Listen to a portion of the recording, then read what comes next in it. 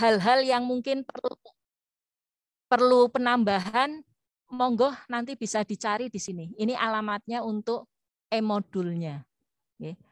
Bisa dibukakan Pak, barangkali untuk contoh bukanya.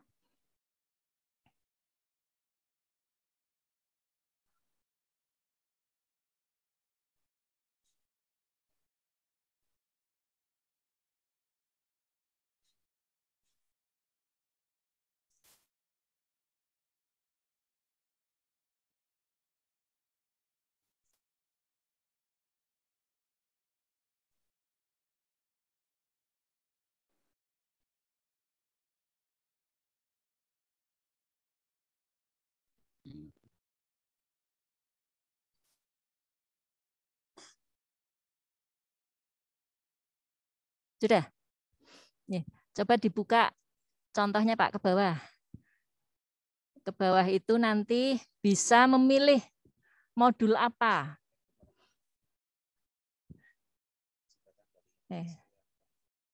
Maaf.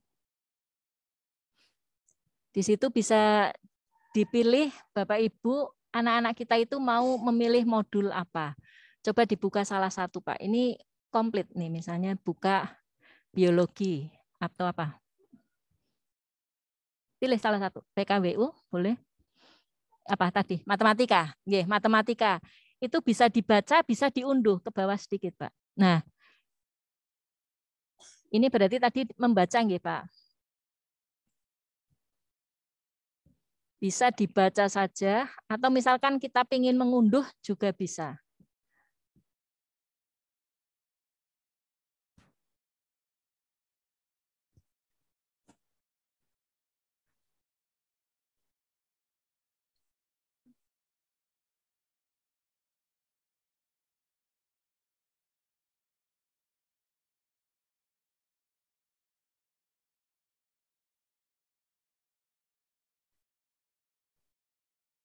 Nama. Sudah?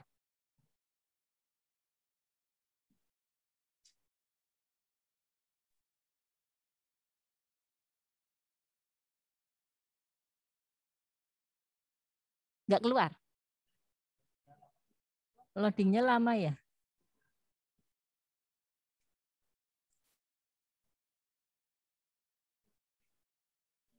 Sudah ya? Nah ini kegedean nih ukurannya Pak, makanya kelihatannya ini. Nah ini modulnya Bapak Ibu. Jadi bisa dibaca saja, bisa juga diunduh kalau kita pingin ngunduh. Ini contohnya. Ini disusun oleh guru-guru seluruh Indonesia. Ya, itu Bapak Ibu untuk tambahan, barangkali anak-anak kita itu membutuhkan hal-hal yang lebih pada saat Bapak Ibu guru menyampaikan pembelajaran.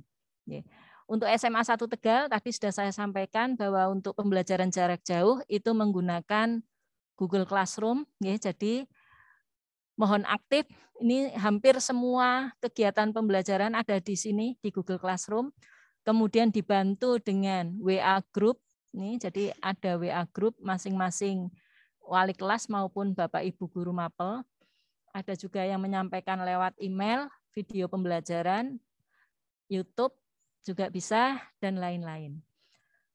Kemudian untuk kegiatan belajar mengajar selama pembelajaran jarak jauh, itu setiap hari nih Bapak Ibu, dari Senin sampai Jumat mulai jam 7.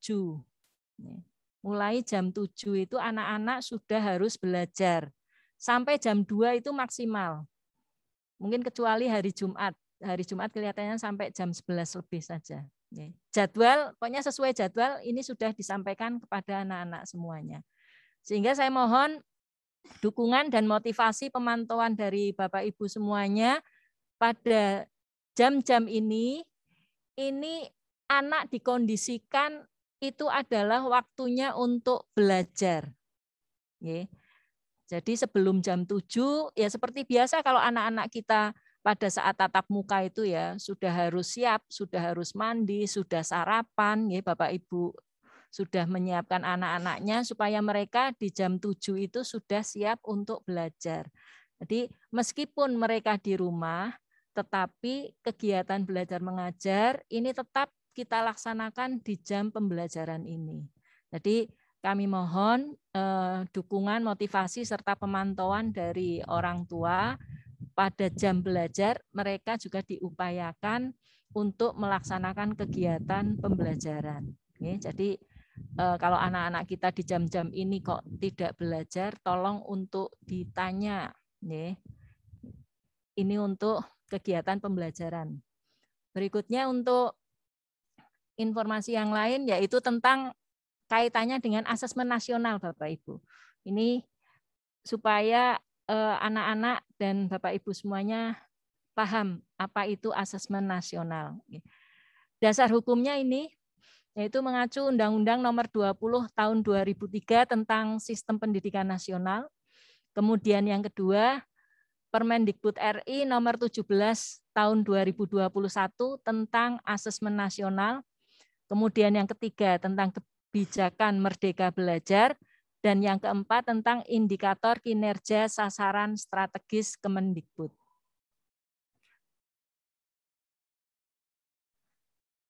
Kemudian apa itu asesmen nasional?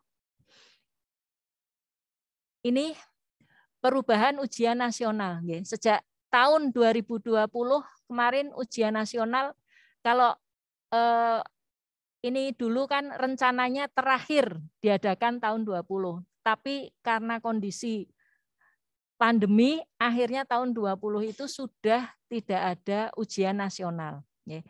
Nah ini untuk perbedaannya apa sih? Untuk materi ujian nasional itu cenderung menguji penguasaan konten, bukan kompetensi penalaran. Jadi bedanya itu. Kemudian UN itu menjadi beban bagi siswa. Jadi masing-masing siswa karena harus ikut UN, maka menjadi beban bagi siswa, guru, dan orang tua. Karena menjadi indikator keberhasilan siswa sebagai individu. Jadi masing-masing individu, masing-masing siswa itu diuji di sini.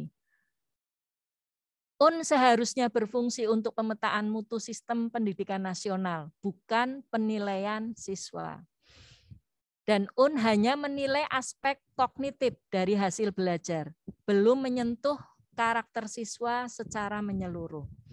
Sehingga diambil arah kebijakan baru, yaitu bahwa tahun 2021 UN akan diubah menjadi asesmen kompetensi minimum dan survei karakter, atau yang kita sebut dengan asesmen nasional.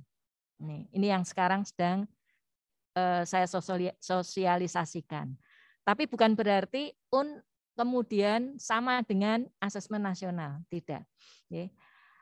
Asesmen kompetensi minimum itu apa? Terdiri dari ini, literasi dan numerasi. Literasi itu kemampuan bernalar tentang menggunakan bahasa, sedangkan numerasi adalah kemampuan bernalar menggunakan matematika.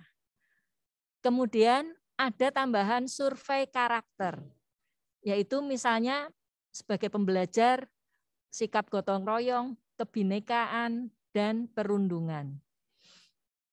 Nah, ini dilakukan untuk mendorong guru dan sekolah agar bisa memperbaiki mutu pembelajaran. Dan tidak bisa digunakan untuk basis seleksi siswa ke jenjang selanjutnya. Karena kalau kemarin-kemarin UN itu kan misalnya UN SD digunakan untuk seleksi ke jenjang SMP. UN SMP digunakan untuk seleksi ke jenjang SMA. Nah ini kalau ini tidak. Ini mengacu pada praktik baik pada level internasional. Jadi sekarang diubah menjadi berganti menjadi asesmen nasional. Asesmen itu fungsinya untuk meningkatkan mutu pendidikan. Jadi tujuannya di sini, tujuan asesmen nasional adalah untuk meningkatkan mutu pendidikan. dilakukan untuk mengevaluasi kinerja satuan pendidikan dan sekaligus menghasilkan informasi untuk perbaikan kualitas belajar mengajar yang kemudian diharapkan berdampak pada karakter dan kompetensi siswa. Jadi maksudnya setelah siswanya diakses, itu di situ bisa sekaligus mengevaluasi kinerja sekolah itu seperti apa. Kalau sudah dihasilkan informasi, maka kedepannya digunakan sebagai perbaikan kualitas belajar mengajar. Kemudian asesmen juga berfungsi sebagai penunjuk arah tujuan dan praktek pembelajaran. Ini kompetensi dan karakter murid itu sebagai tujuan. Jadi kalau kemarin hanya kompetensi saja, tapi di sini karakter muridnya, karakter peserta didik itu juga sebagai tujuan pendidikan. Jadi asesmen nasional menunjukkan apa yang seharusnya menjadi tujuan utama sekolah, yaitu pengembangan karakter dan kompetensi siswa. Nah, ini yang didahulukan pengembangan karakternya.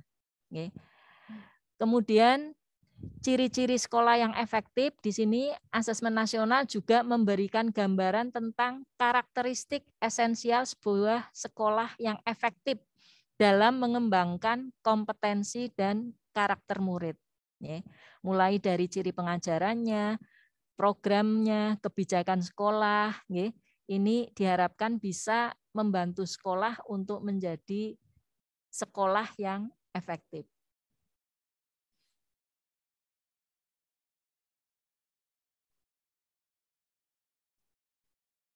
Kemudian asesmen nasional itu dirancang untuk memotret mutu input, proses, dan hasil belajar. Jadi dirancang untuk memotret mutu input, proses, dan hasil belajar yang mencerminkan kinerja sekolah sebagai umpan balik berkala yang objektif dan komprehensif bagi manajemen sekolah, dinas pendidikan, dan Kemendikbud. Ini jadi tujuannya ini Bapak Ibu. Dan dilaksanakan di semua sekolah. Jadi asesmen nasional nanti dilaksanakan di semua sekolah dengan responden murid, guru, dan kepala sekolah. Untuk maksimal murid, jadi ini untuk belum Pak. Maksimal muridnya 30 murid ini untuk SD ya. Dan 45 murid untuk SMP, SMA, SMK. Jadi nanti yang akan diakses itu hanya perwakilan saja. Kalau SMA sejumlah 45 siswa saja. Dan dipilih secara acak oleh Kemendikbud untuk menjadi responden. Jadi nanti yang memilih adalah Kemendikbud. Kita hanya mengirimkan data siswa saja. Siswa yang dikirimkan untuk SD itu kelas 5, untuk SMP kelas 8, sedangkan untuk SMA kelas 11. Nah, ini jadi nanti untuk SMA adalah putra-putri Bapak Ibu yang akan melaksanakan asesmen nasional karena di sini kelas 11. Tetapi tidak semua. Hanya 45 siswa saja yang dipilih secara acak oleh Kemendikbud. Karena ini sifatnya adalah asesmen, jadi responden saja.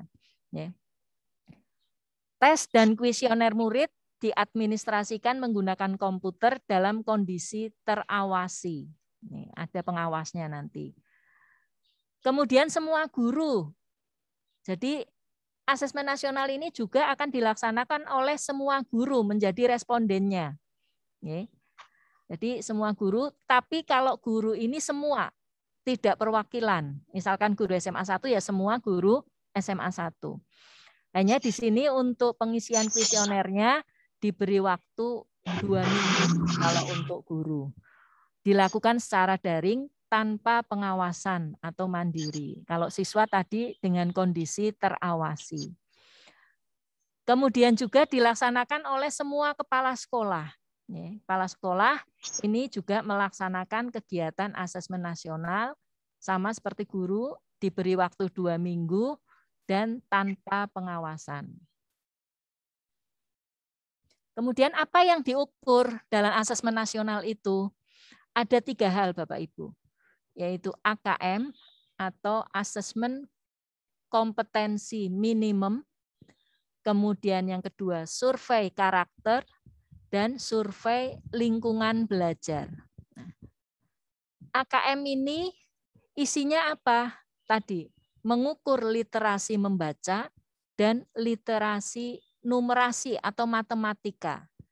Sasarannya hanya siswa. Jadi yang mengerjakan AKM ini adalah siswa kelas 11 yang terpilih tadi sejumlah 45 anak. Kemudian yang kedua yang diukur adalah survei karakter. Ini mengukur sikap, nilai, keyakinan, dan kebiasaan yang mencerminkan karakter pelajar Pancasila.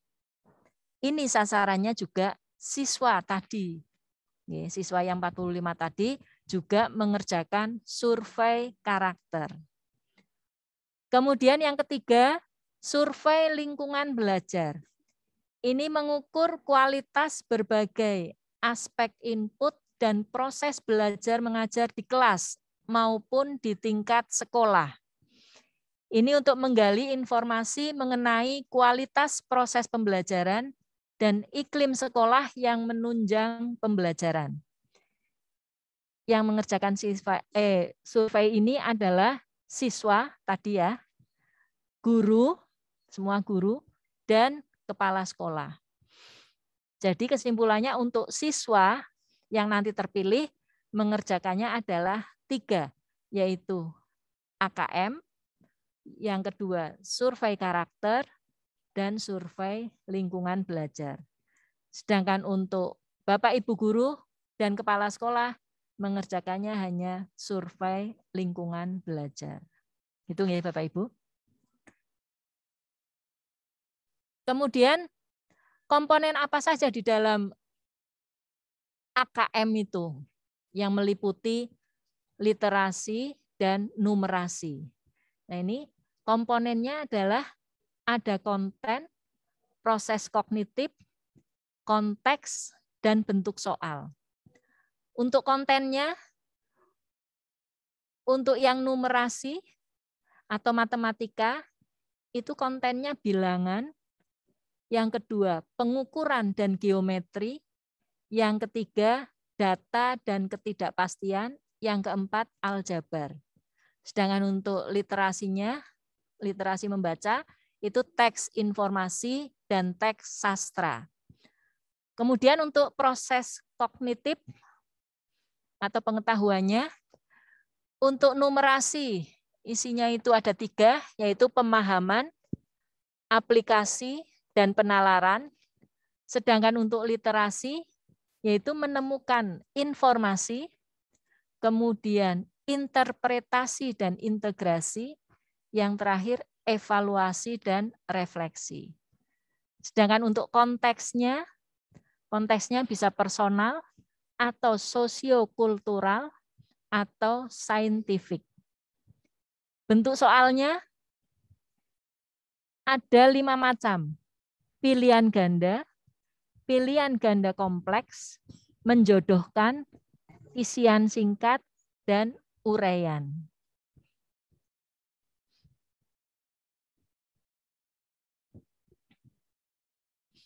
Kemudian untuk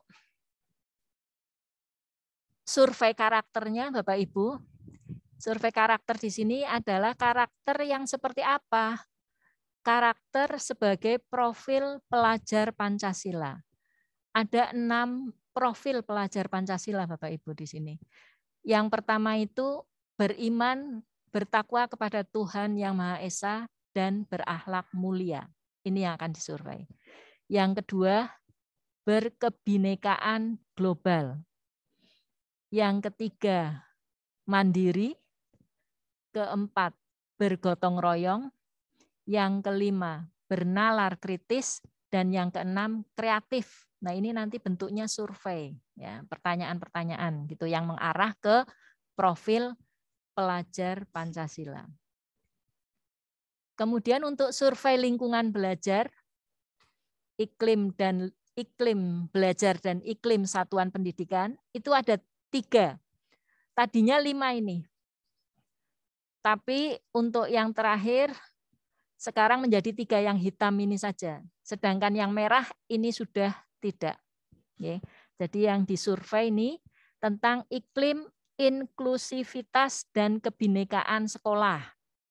Ya, yaitu contohnya praktek multikultural di kelas, sikap dan keyakinan guru atau kepala sekolah, kebijakan dan program sekolah tentang kebinekaan.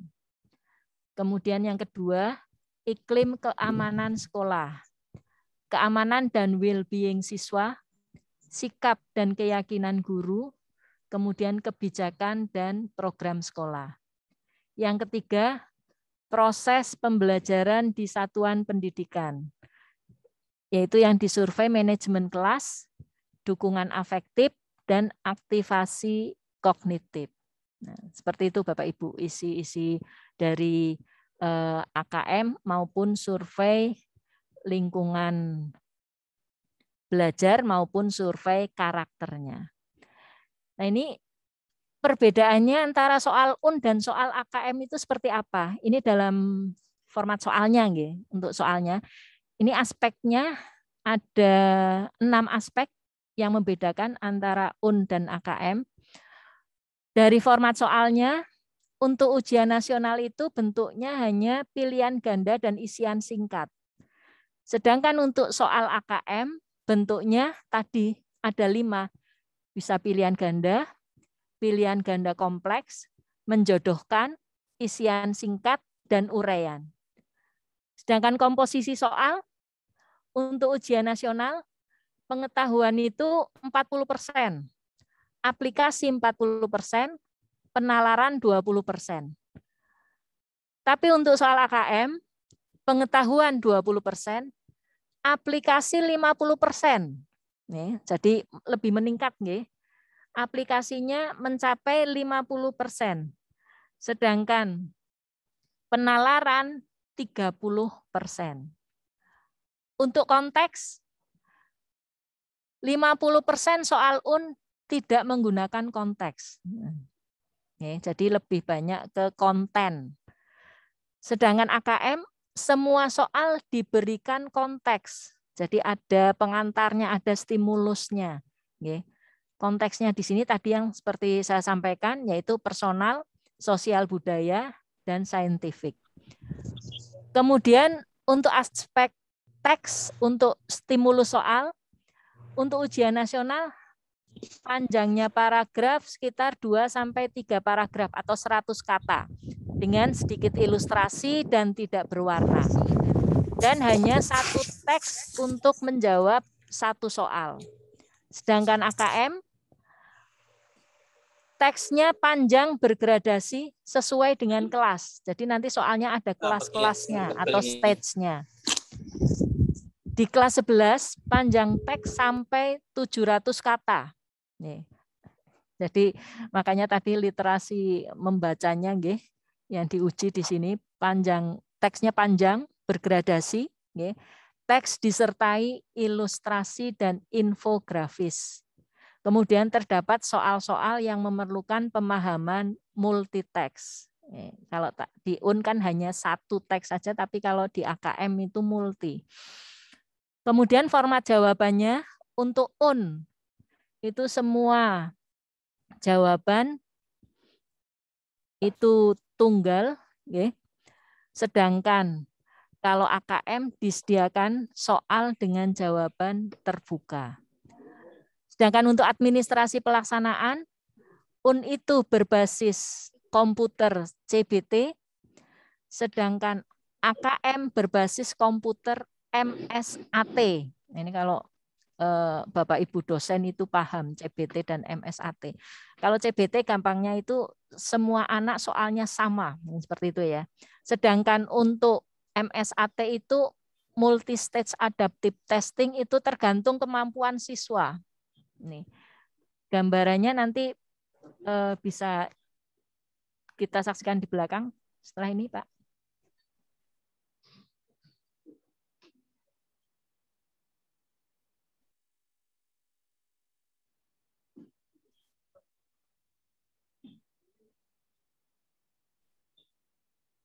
Kalau videonya kelamaan, pakai itu aja, itu belakangnya sudah saya PPT-nya aja. Dengan MSAT atau Multi Stage Adaptive Test ya, di mana model MSAT ini nantinya akan diterapkan dalam pelaksanaan UTM yang akan diselenggarakan mulai tahun 2021 ya, sebagai pengganti UN ya. Tes yang lain misal CBT seperti yang diterapkan pada UNBK ya, baik itu kelebihan maupun kekurangan. Nah, pertanyaannya begini, bagaimana model tes ini kemudian dapat memprediksi kemampuan si siswa? Nah, ternyata prosedur tesnya atau proses dalam tesnya itu nanti akan dibuat dengan alur seperti ini. Jadi nantinya itu ada stage 1, stage 2, dan stage 3. Di mana nantinya semua peserta di awal saat tes itu akan ada di stage 1. Di mana stage 1 itu adalah soal-soal yang ditampilkan dari kelas asal dan level mudah. Maksudnya begini, jika AKM itu dilaksanakan di SMA pada kelas 11, maka soal yang muncul itu soal-soal ya, soal-soal kelas 11 ya, levelnya tapi level mudah ya. Semua akan mendapat jenis soal seperti itu, meskipun item soalnya bisa berbeda-beda antara satu orang dengan orang yang lain. Nah, jika kemudian pada stage 1 ini peserta berhasil ya, dianggap berhasil melewati stage 1 dengan level mudah dan dari soal kelas asal ini, maka nantinya pada stage 2 ya, itu akan ditingkatkan kesulitannya, di mana tingkat soal itu tetap kelas asal, tapi levelnya ada sedikit peningkatan, di mana levelnya adalah level mudah dan level sedang. Itu yang berhasil dari stage 1 menuju ke stage 2. Bagaimana dari stage 1, ada peserta dari stage 1 ternyata gagal. Ya. Maka pada saat di stage 2-nya, maka dia akan mendapat soal yang levelnya agak diturunkan. Ya, diturunkan dengan level soal-soal kelas sebelumnya, ya, dan ada juga kelas asal, levelnya mudah dan sedang.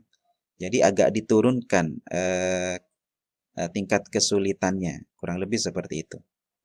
Jika pada stage 2 ini ya, pada stage 2 yang peserta awal yang peserta tadi berhasil di stage 1, stage 2-nya berhasil kembali ya, maka di stage 3 dia akan ditingkatkan lagi kesulitannya ya, di mana dia akan dapat soal-soal kelas asal levelnya level sedang dan level sulit ya. Tapi jika yang ada di sini ternyata dia gagal, maka dia akan turun nih. Turun untuk jenis kesulitannya di stage 3, di mana levelnya adalah level kelas asal, ya level mudah dari soal-soal kelas asal. Nah, untuk yang tadi sudah gagal dari stage 1 menuju ke stage 2 dan ternyata berhasil, dia akan meningkat ke sini. Ya. Tapi yang ini, jika ini gagal lagi, maka dia akan diturunkan lagi tingkat kesulitan soalnya, yaitu kelas sebelumnya level mudah dan sedang ya. Jadi diturunkan lagi. Nah, kemudian nantinya dari stage 3 akan menghasilkan capaian, di mana capaiannya jika dari stage 1 berhasil, stage 2 berhasil, stage 3 berhasil, dan maka dia akan dapat capaian mahir. Tapi kalau berhasil, stage 3-nya gagal, dia akan mendapat ini ya, tingkatan atau capaian cukup ya. Begitu juga dengan yang lain sesuai dengan prosedur yang ada di sini. Singkatnya atau gampangnya seperti itu untuk prosedur atau alur dari multistage ini ya. Kembali ke Nah, saat ini saya akan melakukan simulasi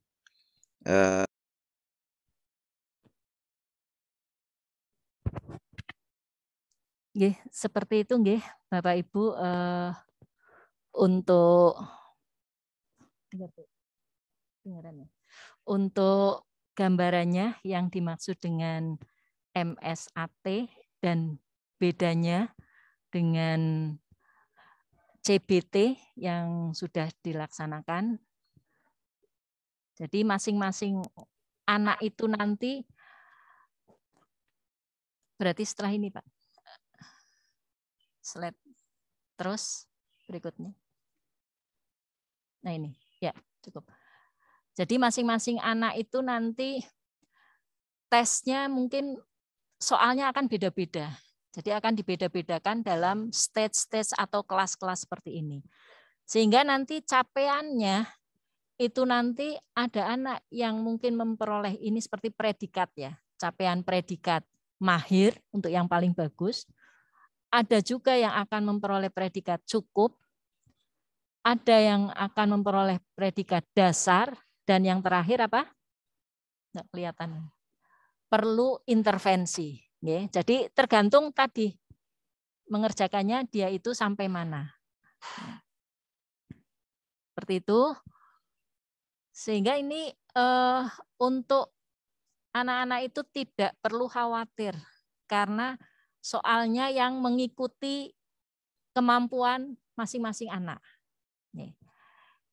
Ini untuk alokasi waktunya. Dilaksanakan 2 hari. Nanti AKM atau AN itu nanti akan dilaksanakan selama 2 hari. Kalau rencananya, karena ini belum turun juknisnya, rencana itu untuk sementara pertengahan bulan September. Hari pertama ini berarti untuk SMA, ini ya SMP, MTS, SMA, MA, SMK ini sama.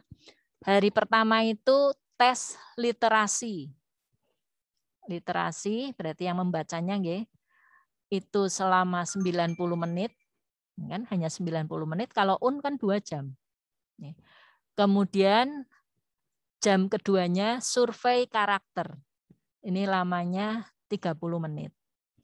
Sedangkan hari kedua yaitu tes numerasi atau matematika sama 90 menit. Dan jam keduanya survei lingkungan belajar selama 30 menit.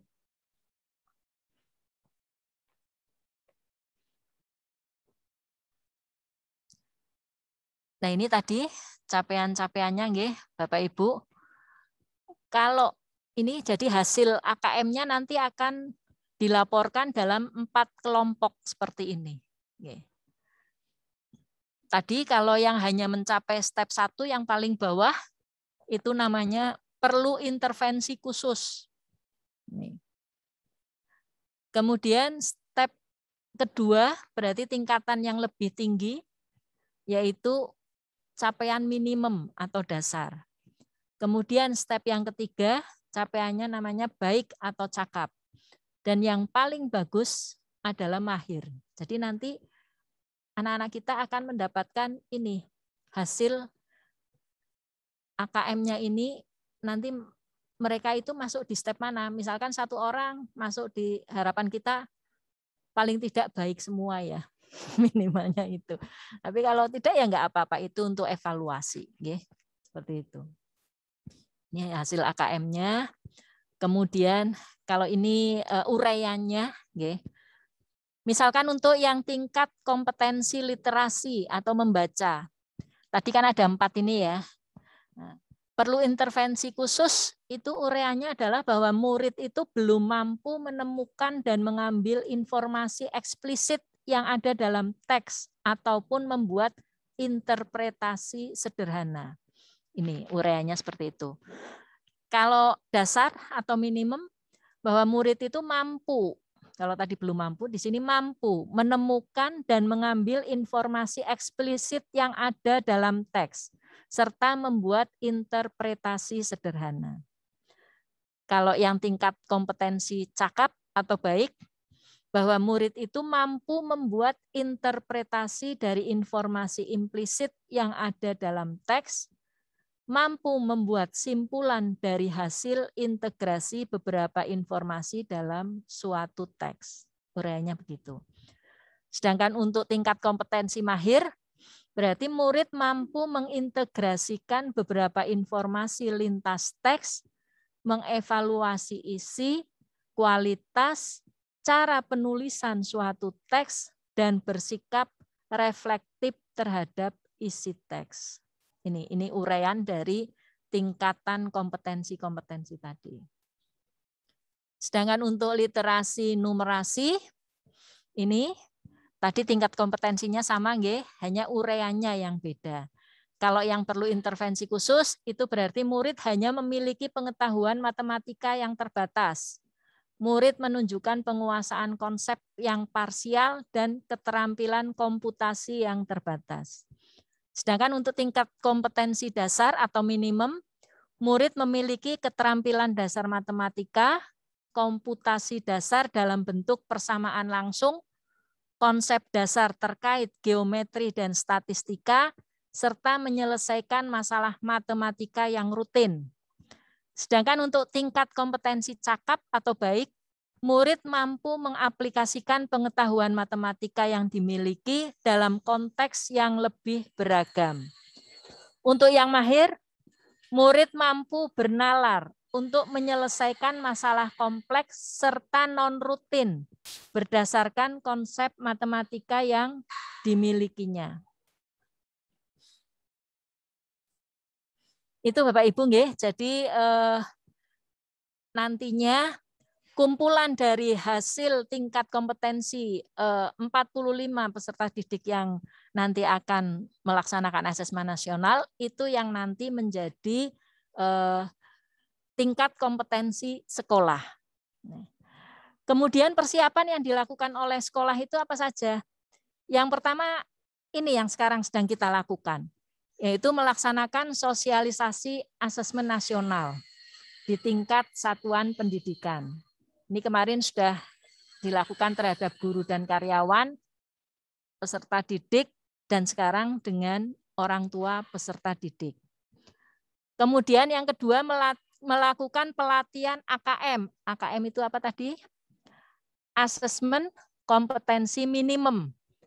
Melalui ini Bapak Ibu, ini bisa melalui https://pusmenjar.kemdikbud.go.id/AN. Jadi Kemdikbud sudah membuat pelatihan-pelatihan AKM di sini.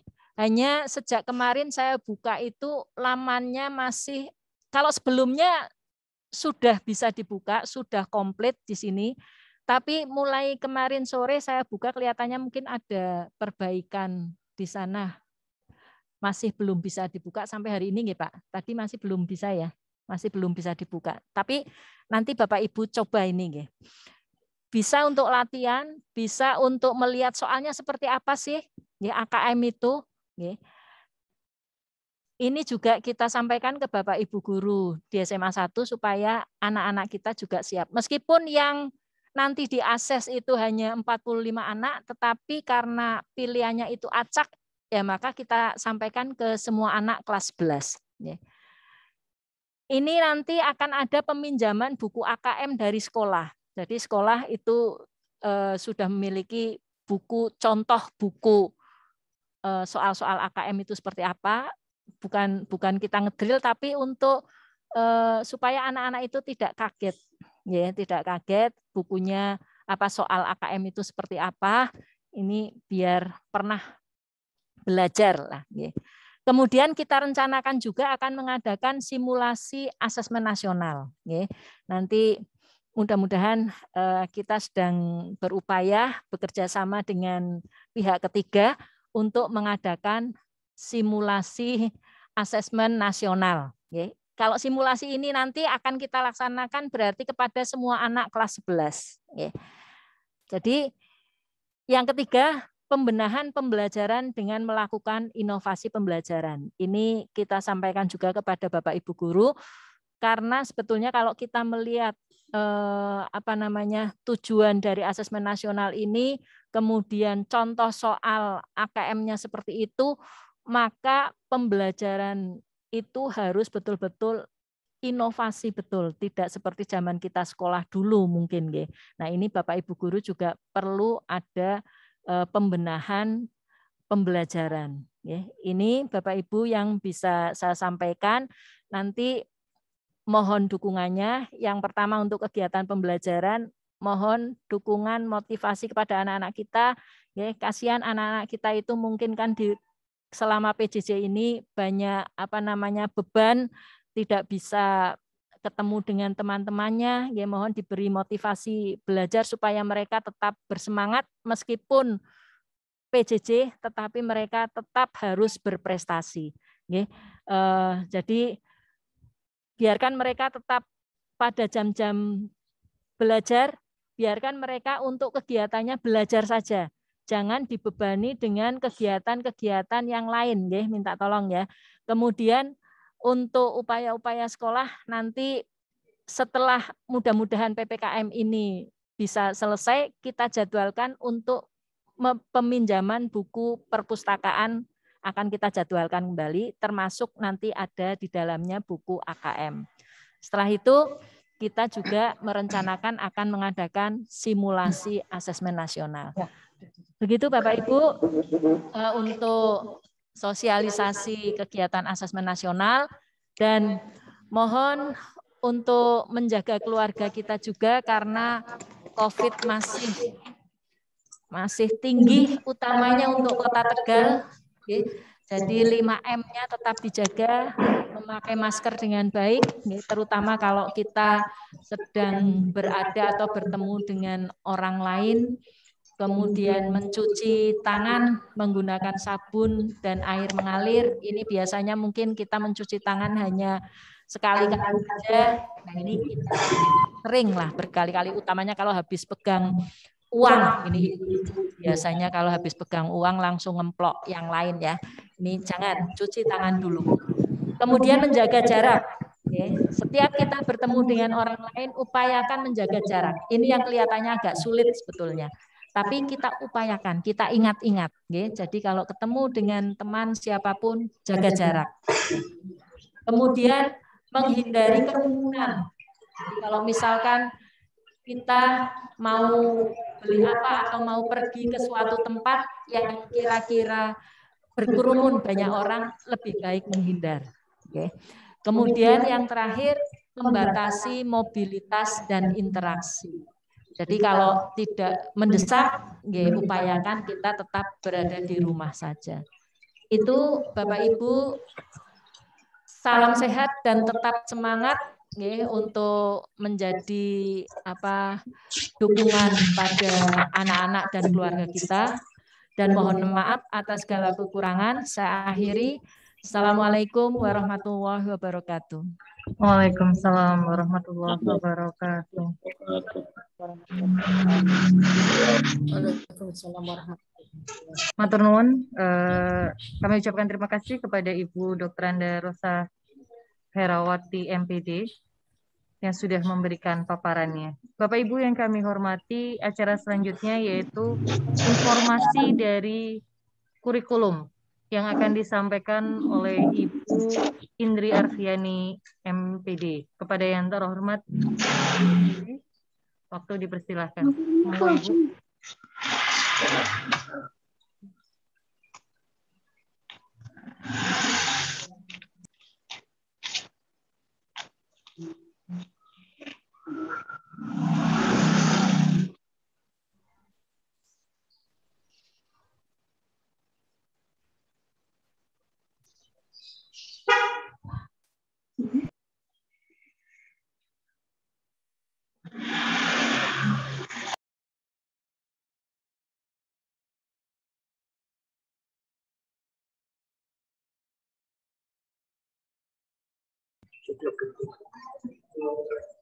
Tes. Masuk, Bu. Masuk, Bu. Nggih. Sampun, Mbak. Nggih. Assalamualaikum warahmatullahi wabarakatuh. Waalaikumsalam warahmatullahi wabarakatuh. Terima kasih atas waktu yang diberikan. Selamat siang Bapak Ibu Wali, orang tua peserta didik kelas 11. Perkenankan, kami dari kurikulum akan menyampaikan kalender pendidikan untuk diketahui oleh Bapak Ibu orang tua peserta didik. Berikut kami akan kirim share screen-nya sebentar.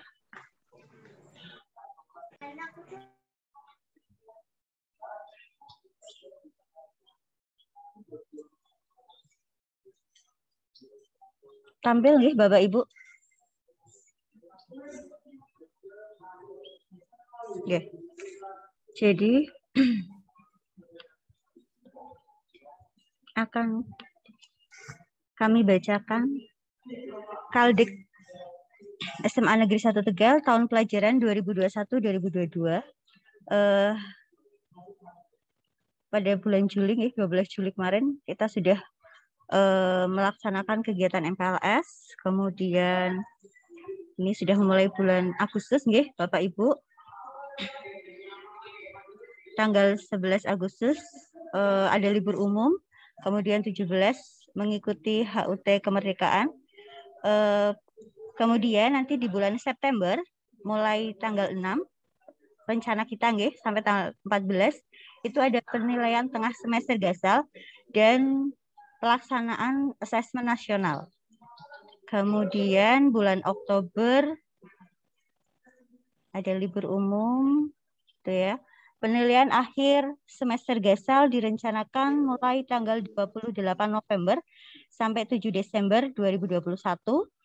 Kemudian persiapan penyerahan buku laporan hasil belajar 14 sampai 16, kemudian penyerahan hasil belajar semester gasal tanggal 17 Desember 2021.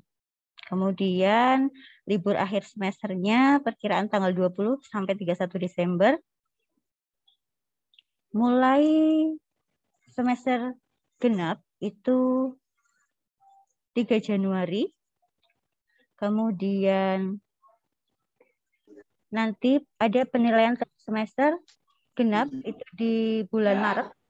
Kemudian perkiraan ujian sekolah bagi kelas 12 bulan April. Kemudian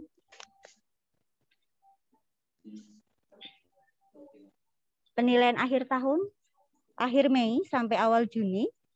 Dan penyerahan buku laporan hasil belajar semester genap 17 Juni. Libur akhir semester genap tahun 2021 diperkirakan 20 Juni sampai 11 Juli. Kemudian permulaan tahun ajaran baru 2022-2023 tanggal 11 Juli. Ini untuk secara keseluruhan tahun akademik 2021-2022. Berikut khusus untuk yang kegiatan penilaian di SMA nggih Bapak Ibu. Ini sudah mulai bulan Agustus. Sudah waktunya penilaian harian pertama bagi Bapak Ibu guru mapel. Jadi mohon bantuannya kepada Bapak Ibu orang tua peserta didik untuk memantau putra-putrinya ya. Kalau penilaian harian ini dilaksanakan secara individual, secara mandiri oleh Bapak Ibu guru mapelnya. Kemudian nanti di bulan September itu ada kegiatan tengah semester, penilaian tengah semester. Kalau penilaian tengah semester ini nanti akan dikoordinir oleh sekolah, SMA 1 menggunakan CBT, dan ada pelaksanaan asesmen nasional, tadi sudah disampaikan oleh Ibu Kepala Sekolah. Kemudian di bulan Oktober nanti ada penilaian harian 2, ini juga guru mapel. Kemudian penilaian akhir semester tadi sudah disampaikan bahwa akan dilakukan pada tanggal 28 November sampai 7 Desember. Kemudian untuk semester genapnya, mulai Februari sudah mulai penilaian harian untuk semester genap, kemudian nanti ada TAT dan perkiraan ujian sekolah, dan penilaian akhir tahun dilakukan pada tanggal 30 Mei sampai 10 Juni. Berikut. Dan penyerahan laporan hasil belajar tanggal 17. Tanggal 17 Juni 2022. Demikian informasi yang bisa kami berikan. Kurang lebihnya mohon maaf. Saya akhiri. Assalamualaikum warahmatullahi wabarakatuh.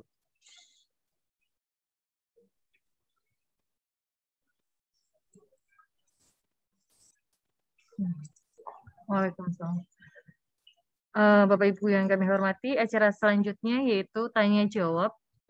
Monggo, mungkin ada dari panjenengan yang mau bertanya bisa menggunakan raise hand atau juga bisa menuliskan di kolom chat. Di chat tadi sudah ada. Ada. Apa, Bu? Oh, ini yang di chat. Saya bacakan dulu yang di chat, ya, Bu. Dari Bapak Novel, orang tua Natari, Talin. Ini usulan Ibu. Jadi berkaitan dengan pembelajaran setiap hari pukul 7 sampai 14. Mengingat orang tuanya sibuk, maka ini Bu, orang tua diminta untuk wali kelas setiap pagi via Zoom, layaknya pembelajaran tatap muka untuk bisa mengawali jam sekolah, Ibu. Oh iya. Tiap pagi wali kelas. J. Terima kasih untuk usulannya. Bapak Ibu, memang sebetulnya kalau Bapak Ibu guru itu pinginnya seperti itu. Tapi mengingat kalau tiap pagi atau tiap guru, tiap wali kelas itu setiap paginya melaksanakan Zoom untuk mengawasi anak-anak, itu juga kasihan kuotanya. Jadi sebetulnya tapi untuk Bapak Ibu guru itu setiap mapel paling tidak pada awal bab atau setengah lah, mungkin satu bab 2 kali itu mengadakan Google Meet. Google Meet itu seperti ini, hampir seperti Zoom, tapi karena kita pakai Google Classroom, jadi pertemuannya dengan namanya Google Meet. Jadi sebetulnya kalau Bapak Ibu guru sudah seperti itu, jadi masing-masing mapel. Sedangkan untuk wali kelas yang mengabsen setiap hari itu adalah pada saat kegiatan penilaian. Penilaian itu kalau zaman kita dulu ada ulangan namanya ya, sekarang kan namanya penilaian. Bukan, penilaian akhir semester, misalnya seperti itu. Jadi seperti kemarin kan penilaian akhir semester itu kita laksanakan secara online. Nah itu setiap sebelum penilaian, sebelum kegiatan penilaian, Bapak Ibu wali kelas kan itu akan memanggil anak-anak lewat Google Meet.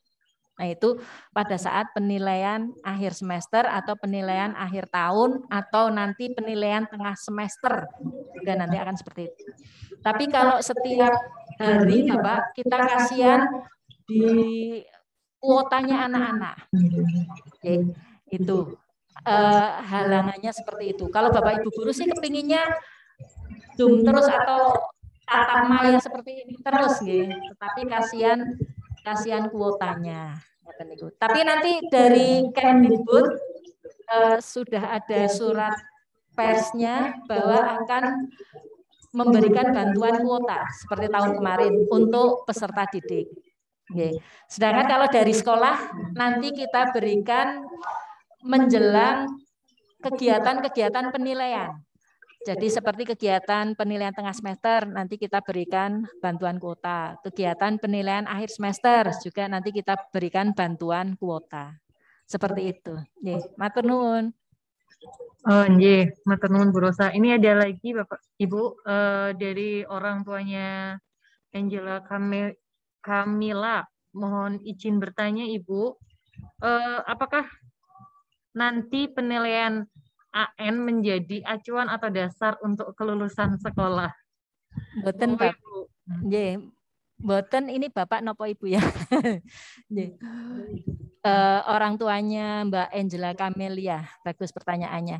Jadi untuk penilaian AN ini namanya bukan penilaian tapi asesmen, sehingga bukan ujian. Jadi tidak menilai per individu anak. Yang dinilai justru sekolah, Bapak Ibu. Jadi hasil dari AN ini itu menjadi penilaian kinerja sekolah. Tadi kan ada. Jadi menjadi penilaian kinerja sekolah. Untuk anak-anak itu hanya responden. Jadi ibaratnya proses kegiatan pembelajaran yang terjadi di sekolah itu seperti apa. Nah, gambarannya adalah dari sampel 45 anak ini yang diukur. Maksudnya begitu. Jadi gambarannya begitu. Bukan untuk menguji individu anak, tapi lebih ke kinerja sekolah dalam mengelola proses pembelajaran. Begitu. Wonten malih? Ini Bu ada lagi Kriteria pemilihannya. Sama usulan ini Bu untuk pelatihan asesmen nasional sebaiknya dilakukan secara tatap muka Ibu.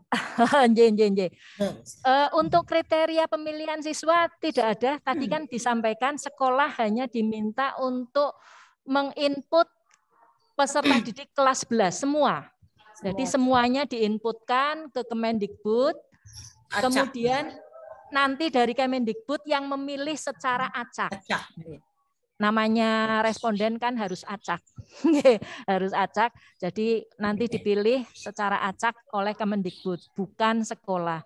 Kemudian untuk tadi pelatihan asesmen nasional tatap muka lah, wong kita pembelajaran saja belum boleh. Gurunya belum boleh berangkat ini. Bapak Ibu guru ini masih WFH 100%. Tidak apa-apa Bapak Ibu, nanti kita laksanakan insya Allah secara online juga. Ya, secara online. Kemarin waktu kelas 12 akan melaksanakan SBMPTN, kita juga mengadakan tryout SBMPTN untuk kelas 12 juga online.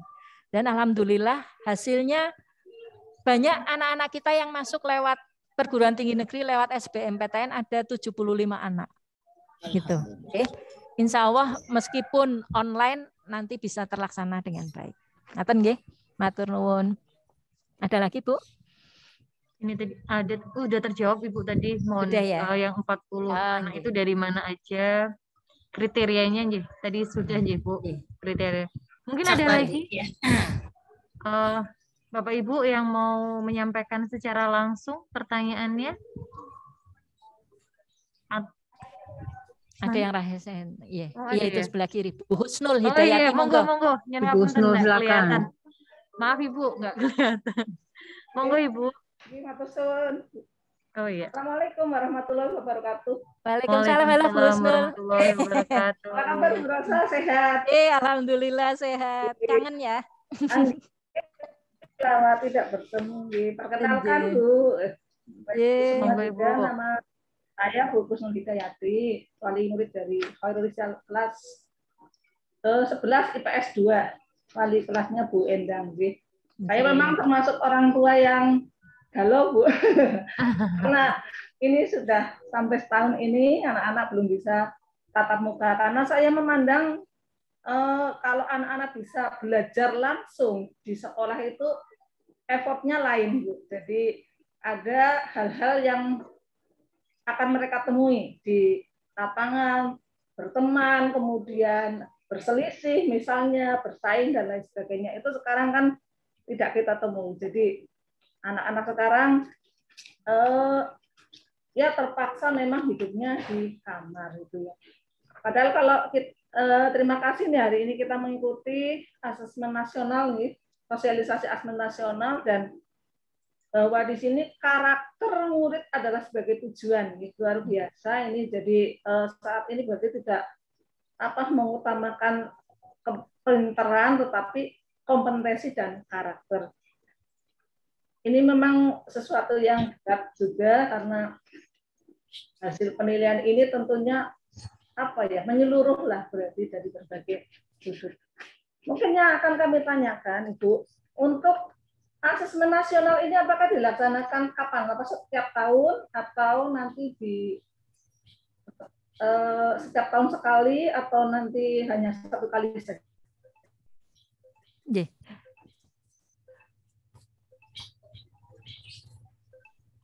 Sampun Bu? Putus-putus juga. Putus nggih. Putus-putus Bu Husnul. Yang saya Ibu putus-putus. Itu ada indikatornya kan ya, nilainya berapa, ada indikatornya tentunya ya. Kemudian untuk anak-anak yang tidak menjadi sampel itu Ibu, itu kan hanya 45, itu nanti ikutnya nilai yang mana? Tuh kan? Kan yang jadi sampel kan 45, nih gagal, ada yang sakit, kemudian kakap dan sebagainya. Kemudian anak-anak yang tidak ikut sampel itu ikutnya berarti nilai yang mana kan? Kita kan nggak tahu apa namanya hasilnya anak kita gitu, karena kan ngikut dari hasil sampel itu.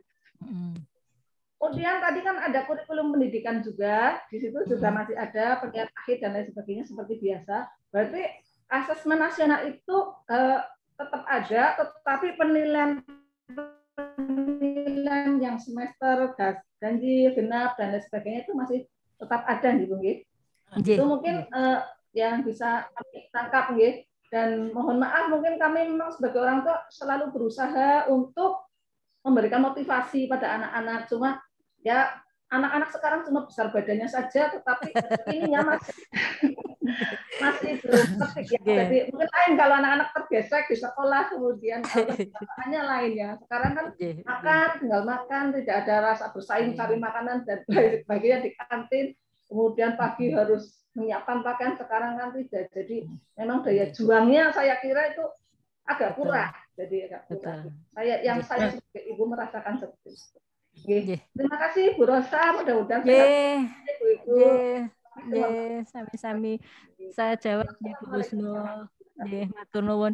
Bu Husnul ini saking kangennya jadi pertanyaannya gembruduk. Matur nuwun. Ini untuk pertanyaan yang pertama berarti tentang kegiatan asesmen nasional ini dilaksanakan berapa kali? Setahun sekali, Bu.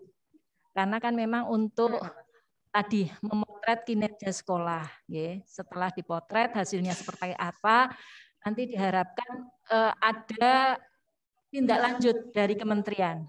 Kalau memang tadi hasilnya kok ternyata yang paling rendah perlu intervensi khusus. Nah, di Kemendikbud sudah ada. Oh, kalau yang hasilnya perlu intervensi khusus, sekolah harus dibeginikan. Seperti itu, Bu, gampangannya. Kalau yang sudah mahir berarti harus seperti ini kan. Jadi begitu. Nah, jadi AN nanti dilaksanakan setahun sekali. Kemudian karena ini bukan penilaian individu anak, jadi yang anak-anak tidak berkesempatan atau tidak diberi kesempatan untuk mengikuti asesmen nasional, ya tidak ada beban apa-apa, tidak ada tagihan apa-apa. Yang melaksanakan pun tidak ada beban apa-apa. Ya mereka mengerjakan saja di asesmen, ya melaksanakan saja. Hasilnya ya sudah, itu bukan hasil untuk penilaian individu. Jadi kegiatan anak-anak tetap mengikuti pembelajaran sesuai dengan kurikulum yang ada. Di sana ada penilaian harian, ada penilaian tengah semester, penilaian akhir semester, dan seterusnya. Jadi kegiatan kurikulum anak-anak tetap. Asesmen nasional ini tidak ada kaitan dengan penilaian pribadi siswa. Intinya itu. Jadi justru yang dinilai adalah penilaian kinerja untuk sekolah. Ngaten nggih Bu Husnul nggih. Itu mungkin. Kemudian untuk kegalauan Bu Husnul, kami lebih galau lagi dan lebih pusing lagi karena memberi penilaian tanpa bertemu dengan anak, memberi pembelajaran tanpa bertemu dengan anak, itu juga effortnya lebih, Bu. Bapak Ibu guru tidak bisa ketemu langsung, menjelaskan secara langsung, pinginnya langsung, Zoom terus, kasihan kuota anak-anaknya, dan itu juga pasti terbatas. Jadi sama-sama, dan monggo kita berdoa bareng supaya pandemi ini cepat berakhir, kita bisa melaksanakan kegiatan tatap muka. Yang jelas, kalau ada kesempatan untuk kegiatan tatap muka, sekolah langsung ngacung nomor 1, Bapak Ibu. Sudah kita siapkan semuanya, sarprasnya sudah, kemudian aturan-aturannya, tata tertibnya sudah kita siapkan semua. Doakan saja, mudah-mudahan ini bisa dilaksanakan PTM-nya. Matur nuwun. Satu lagi ya Bu, ini dari chat. Mohon dari Ibu Siti Darningsih.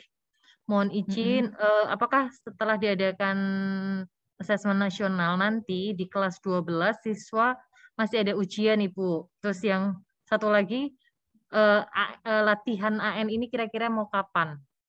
Matur nuwun. Dari Pak Mahdi. Tadi nggih sudah saya sampaikan nggih. Jadi asesmen nasional tidak ada kaitannya dengan kegiatan kurikulum anak. Jadi kegiatan-kegiatan penilaian anak tetap sesuai dengan jadwal yang ada, kurikulum yang ada, ujian ya ujian. Seperti itu. Nggih. Kemudian latihannya insya Allah karena rencana AN itu sekitar pertengahan September, ya mungkin nanti lambat-lambatnya kita awal September mungkin nanti akan kita laksanakan. Ngaten nggih. Matur nuwun, wonten malih, Bu. Mboten wonten, Bu. Kayaknya sampai ini kan. Udah nggak ada ya? Oh, masih ada? Oh ini ya, Oh, terkait ini. dengan PJJ ini PJJ dari ini, Bu. orang tua Mas Tan Frederick nggih. Iya. Bisa dilaksanakan Zoom meeting minimal 1 minggu sekali untuk semua bidang studi. Selama ini hanya dua mapel yang rutin melakukan Zoom meeting. Sisanya sebetulnya nggak kosong ya Pak. Kalau memberikan PPT itu bukan kosong. Di Google Classroom itu ada tugasnya, ada materi, memang bentuknya seperti itu. Kalau Zoom meeting terus jumlah mapel itu ada 16 mapel Bapak Ibu. Kuotane. Betul, 16. Saya itu malah wanti-wanti ke Bapak Ibu guru jangan seringlah, jangan keseringan karena itu tadi, nggih.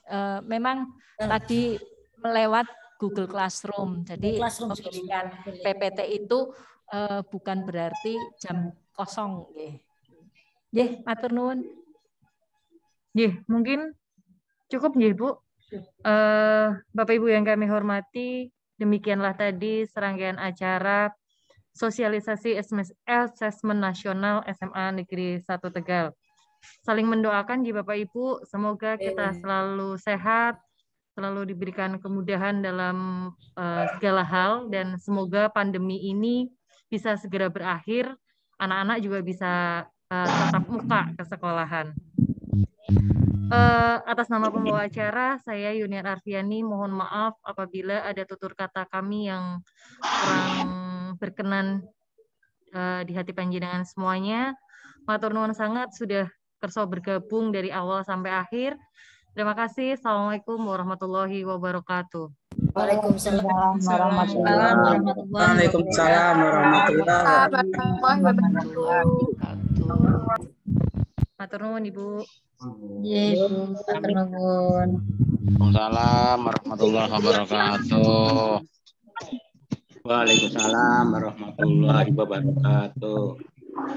Gimana? Waalaikumsalam warahmatullahi wabarakatuh. Terima kasih. Oh, iya. Tamat ini sih minta. Pak Ibu, mungkin yang belum mengisi daftar hadir, nggih, monggo.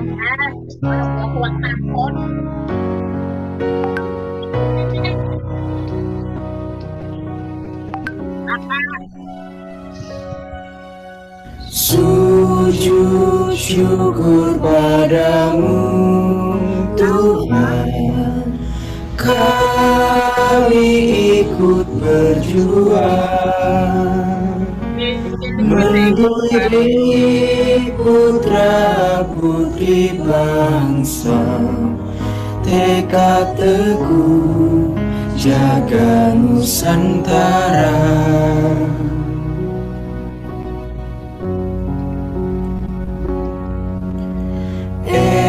SMA Negeri 1 Tegal, amalkan Pancasila, menghantar generasi muda, cerdas dan takwa terus terdepan.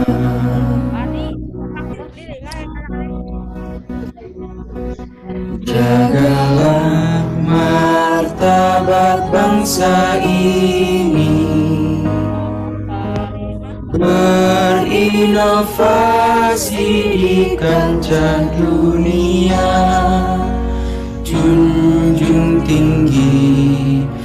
martabat bumi pertiwi. Teruslah tentukan tekadmu, langkah kokoh membaca.